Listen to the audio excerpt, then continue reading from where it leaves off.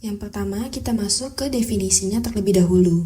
Bahasa sendiri merupakan kemampuan yang dimiliki manusia untuk dapat berkomunikasi dengan manusia lainnya menggunakan tanda, misalnya kata dan gerakan. Kajian ilmiah bahasa disebut dengan ilmu linguistik. Perkembangan bahasa sendiri pada dasarnya dimulai pada awal kehidupan seorang manusia. Seorang bayi memulai tanpa bahasa, tetapi begitu berusia 4 bulan, bayi mulai dapat membedakan bunyi suara dan mulai mengoceh. Beberapa penelitian telah menunjukkan bahwa pembelajaran awal dimulai dalam rahim saat janin mulai mengenali suara dan pola bicara suara ibunya.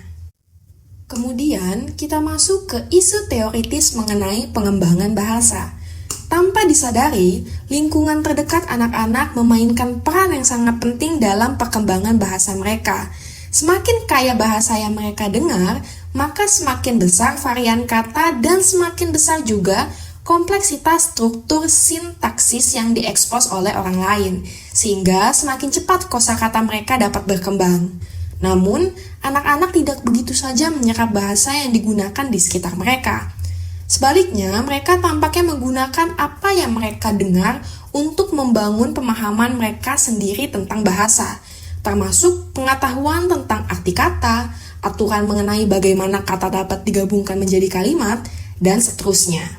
Sebagian besar ahli teori perkembangan juga setuju bahwa hereditas juga terlibat dalam perkembangan bahasa sampai taraf tertentu.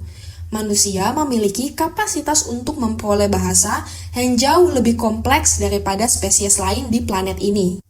Ahli teori lain percaya bahwa anak-anak belajar bahasa dengan cara yang sama mereka mempelajari hal-hal lain tentang lingkungan dan budaya mereka, yakni melalui mendeteksi dan menggunakan pola masukan yang teratur dari lingkungan sosial mereka.